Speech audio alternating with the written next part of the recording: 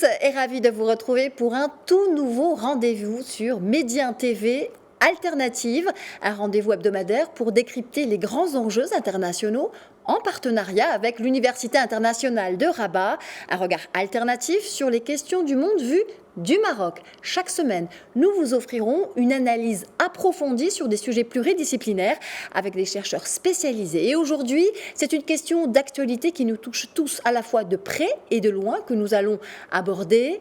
Politique, sociale ou économique, la migration peut aussi être climatique, une équation à enjeu pluriel inscrite en priorité dans les agendas politiques. Explorons cela de près avec Yousra Abourabi, professeure à Sciences Po Rabat au sein de l'Université internationale de Rabat. Bonjour à vous. Bonjour. Alors, la migration a donc plusieurs visages. Les changements climatiques sont parmi les facteurs qui favorisent les déplacements de population. Dites-nous quelle corrélation, quel lien entre environnement et migration? Alors effectivement, les études sur le lien entre la migration et l'environnement sont en plein développement depuis le début des années 2000. Ces études sont à la fois quantitatives et qualitatives et nous montrent que grâce à l'amélioration de la qualité des recherches dans ce domaine, basées d'ailleurs sur des analyses de cas très précises et de plus en plus d'analyses comparatives, on connaît mieux aujourd'hui les facteurs environnementaux à l'origine des déplacements des populations. Ceux-ci sont plus ou moins rapides, tels que les catastrophes naturelles, les phénomènes de sécheresse, la raréfaction des ressources liées à la baisse de la biodiversité. Alors on ne dispose pas encore de suffisamment de données sur les déplacements liés à des changements environnementaux beaucoup plus lents, tels que l'élévation du niveau de la mer, mais les données dont on dispose montrent déjà que ce lien est désormais établi. Alors la mobilité humaine pour des causes environnementales n'est pas nouvelle. On sait que depuis le début de notre histoire, les modifications du climat ou de l'environnement ont souvent été à l'origine de déplacements de masse et parfois la cause de disparition de nombreuses populations. Cependant, la particularité de la période actuelle réside dans le fait que nous sommes, nous, les humains, les responsables de ces bouleversements climatiques.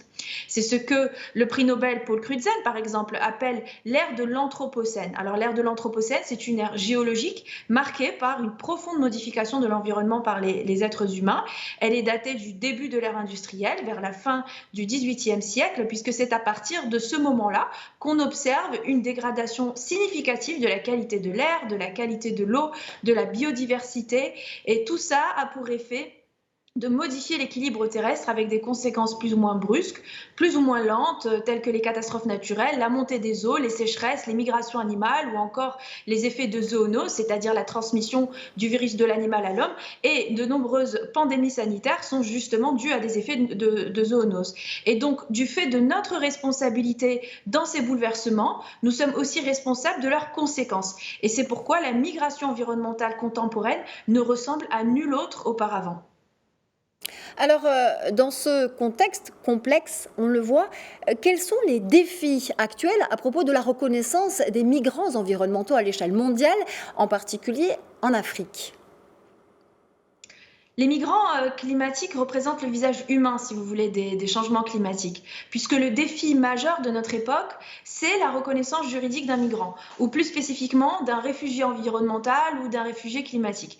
Alors ce terme, il apparaît pour la première fois dans un rapport du PNUD en 1985. Ce rapport est intitulé Environmental Refugees, et depuis ce moment-là, l'expression a acquis une valeur à la fois scientifique et politique dans le champ discursif.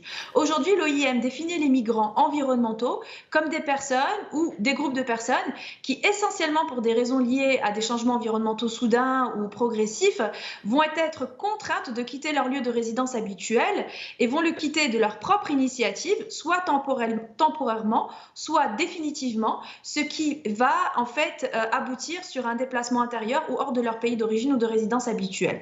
Et aujourd'hui, on distingue deux types de migration environnementale. Une migration temporaire et une migration définitive. Je vous donne un exemple. Dans le cas de la catastrophe de l'ouragan Katrina, près d'un tiers des habitants n'est pas retourné vivre à la Nouvelle-Orléans. Et donc ça, c'est une spécificité également des migrations climatiques.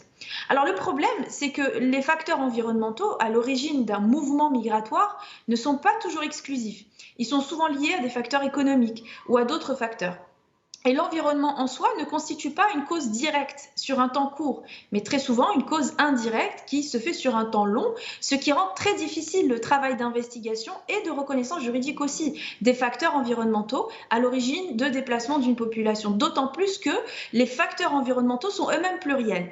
Et donc le problème se pose plus spécifiquement pour les réfugiés, puisque la Convention relative au statut des réfugiés de 1951 ne compte pas les facteurs environnementaux parmi les critères permettant de définir un réfugié. Et par conséquent, la notion de réfugié climatique ou de réfugié environnemental n'a pas de valeur juridique. Par exemple, il n'existe pas de carte de séjour pour des raisons de migration environnementale. D'accord. Alors, Yousra Abourabi, pour mieux comprendre et donner aussi un point de vue alternatif sur la question, voyons à présent qui sont les migrants environnementaux aujourd'hui. Voyons où se situent les principales zones affectées par les changements climatiques qui engendrent ces déplacements importants de population. Alors les migrants environnementaux, sans aucune surprise d'ailleurs, proviennent des mêmes pays et territoires qui sont les premiers touchés négativement par la mondialisation économique et par le développement des inégalités socio-économiques dans le monde.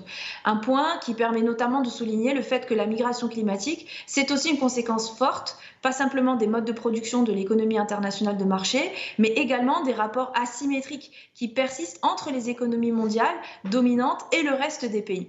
Et si on prend par exemple le cas des migrants qui se déplacent en raison de catastrophes naturelles, comme les inondations, les tempêtes, les sécheresses, eh bien ces personnes sont principalement localisées en Asie, notamment en Chine, Philippines, Inde, Pakistan, Indonésie, mais également en Afrique, le Nigeria ou d'autres pays sahéliens, et en Amérique, au Brésil, au Chili, donc le sud global.